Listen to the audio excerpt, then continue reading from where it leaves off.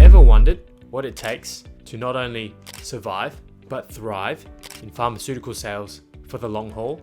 In this episode of Finding Pharma, we dive deep into the secrets that top pharma reps swear by. Watch to the end to discover how your career can not only start strong, but ensure it stays strong. But before that, let's take you back to 1986 and hear some riveting tales of the good old days. Brilliant. So our very special guest for today is an industry legend. His name is synonymous with the Tom Brady's, the Michael Jordans, and the Clive Churchills of this world.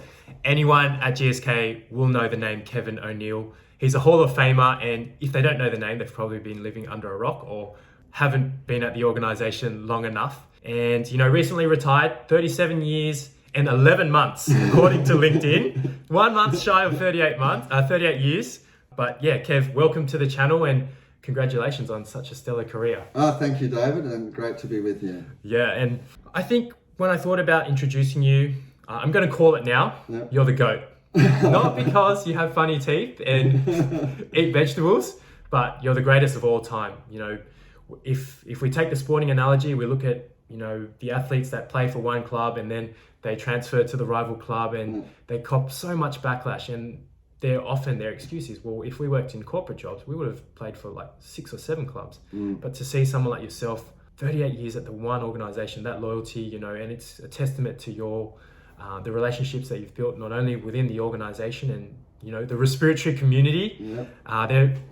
I'll never forget the tales that I've heard of Kevin O'Neill walking into a hospital, respiratory physicians in the middle of a busy clinic coming out to say, "Hey Kev," ask you how you're going and things like that. Something that new reps can only dream of. And again, that's testament to your scientific knowledge, the value that you add, your communication skills, and just being a great human being. So thank you, David. Really, really looking forward to this interview. And if I can, just share a personal anecdote of how we got to meet and work together.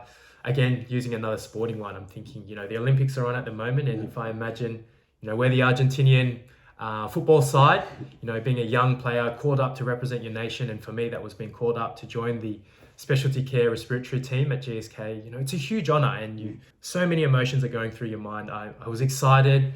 I was, very honored and privileged to obviously get given the opportunity, but also I felt anxious. I was in awe of, coming into a team where decades of experience. I know we celebrated your 3 decades at GSK when I was 26. So you had been at GSK longer than I'd even been alive. And for me, that's, it's exciting. But again, I had a lot of anxiety, and I can openly admit I had imposter syndrome. And you could easily have bullied me and made me make your coffee, carry your briefcase, which I would have willingly have done, more than happily have done. But no, you really took me under your wing. There's an episode that I've done for the guys on objection handling, and I tell them, it's really important to be curious and not furious. Yes. And that is actually stolen from the Kevin O'Neill playbook. But the memory that stands out the most to me is coming back to that imposter syndrome. And I think it was a 180 survey that went out, and it takes a lot of courage to give, feedback, meaningful feedback. And you said to me, David, I've noticed you're a little bit quiet in the HSR meetings. You've earned your seat at the table. Speak up. We want to hear from you. And I think that, number one, gave me, just to hear someone that I look up to, say that to me was really powerful and meaningful. I'm not sure if I ever got to express that to you, but also when I think back to it, it shows your own learning mindset. You were the GOAT. You didn't need to learn from some junior player, Argentinian player playing next to Messi. If anything, I should be learning from Messi, but yet you were still willing to learn. Look, I kind of disagree with that, actually. I think you can learn from the new people. You bring fresh eyes, and you can get stale and look at things the same old way. So someone can be open to having your world rocked. Look at things a different way, which that's how I approached it. Yeah, great growth mindset. Yeah. So that's our little personal story. But I'd love to bring you closer to the audience. So I've prepared a little game. So this or that, there's going to be 2 options. Okay. Just rapid fire off the top of your head. Are you ready? Yep, go for it. Coffee or tea? Coffee. Early bird or night owl? Early these days. Early. Sauna or ice bath? Sauna for sure. Sauna. Walking or yoga? Walking probably. Walking. Test the waters or dive in the deep end? Dive in. Yep. Love it. Education or experience? Experience. Effectiveness or efficiency? Effectiveness. Yep. Books or podcasts? A podcast these days. Yeah. Hey, he's not that old. Last one, the hardest of them all. Who is the greatest South Sydney player of all time between Ron Coote or Latrell Mitchell? Oh, that's very hard, but I do have a family link to Ron Coote. Ah, Yes, my niece is married to his nephew, so I'll have to go Wow. for Ron Coote. okay, yeah. Even though otherwise- he did play for East as well. So the reason why I chose both these players is because they've come from the greatest rugby league club, the Sydney Roosters. Brilliant. Thank you, Kev, for playing this game with me. Now, you have, let's call it 38 years of experience in the industry. I'd love to take you back to day one. 38. Let's rewind the clock. 38 years ago.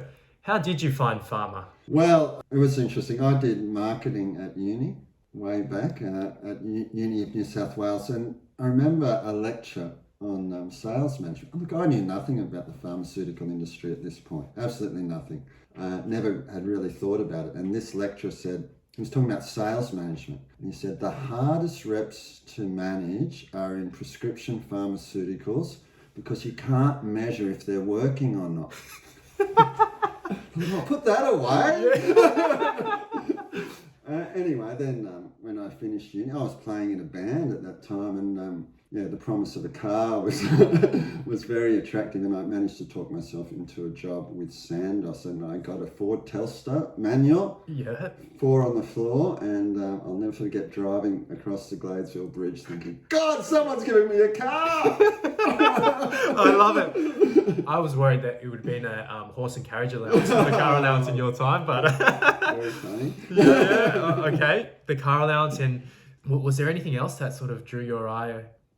No, look, I'd struggled to find a job after uni for about 6 months. It took a while, so yeah, I was going for all sorts of sales jobs, anything I could get, and they gave me a go at Sandoz at the time. So I did a year with them before travelling, and then coming back and joining GSK after that. Yeah, nice. Okay, great to hear the origins and where the inspiration started. So obviously you've got a lot of experience in the industry. Other than it becoming more regulated over the 38 years you've seen it evolve, what has been the most surprising change? Well, look, one thing I think and has been positive is, I guess I'm just talking GSK because that is mainly my experience, but the diversity and inclusion has really improved a lot. I remember starting having a colleague who was, openly gay to his friends and family, but too scared to be openly gay at work.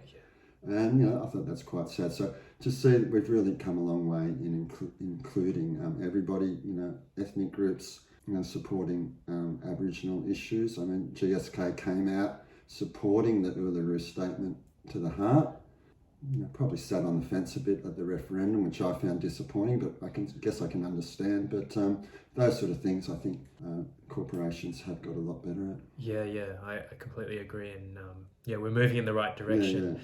But you said despite the regulation, but the regulation has, I think, made organisations risk averse, and it is a little bit harder to take an individual initiative.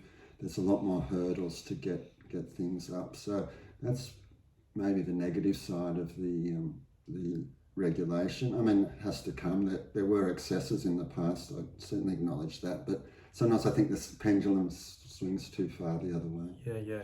But if you want an old days story. Yes, give us one from the good old days, Kev. Before it was the car wash was probably the best thing I was a GP rep. And, you'd struggle along each day. 6-7 calls was a good day.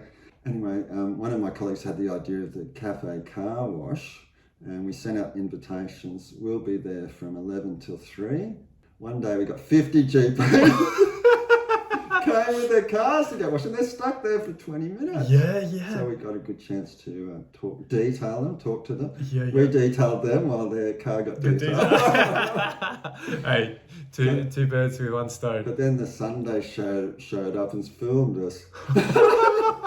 And that was part of a big expose on the pharmaceutical industry. And the code of conduct got significantly tighter after that. Yeah. So you can blame me, everybody. Well, hey, I'm glad you at least got to enjoy that. And so maybe talking about regulation or opening our minds, maybe the regulator will bring that back in a regulated manner. Let's wait and see. Now, again, 38 years, one club man, one company man. How did you manage to maintain your motivation over that time? And I've lost count of how many Rep of the Year awards you've won, but I think of the interview I've done with Byron Muntz, like a very, very senior leader in our industry. And he mentioned, his heroes, where he draws inspiration is from people like yourself out in the field, out on the front line, year after year, performing, and consistently at that, upper echelon. That's not easy. Yeah. How did you maintain your motivation? Yeah, look, I think one thing was personal. I was lucky in GSK to get into respiratory, not at first, but I always wanted to. And that was really because I lost my brother to asthma. He was 28 at the time, I was about 20. So to be able to do something. Give this video a like if you want to be like Kev and make a difference, ensuring patients receive excellent healthcare. And I remember a rep saying, Allen and Hambrys, or GSK at the time, always supports good asthma management. I thought that's something really worthwhile. If we can have an impact, obviously the doctors are making the big decisions, but if we can promote, support good asthma management, I think you get the respect of the customer and the best opportunity for them to use your product. So I think that sort of motivated me a lot to do it for my brother. Yeah. Wow, like such a strong driver. And yeah, I mean, that was a personal, not everyone has that sort of thing, I guess, but that has helped me and probably fed into my loyalty to stay in the asthma respiratory space. Yeah. Wow, very touching. Thank you for sharing, Kev. If you're looking to dive deeper into maintaining a stable career and avoiding burnout in sales, be sure to check out our next episode here, packed with practical advice and real-world experience that can help you thrive in your career.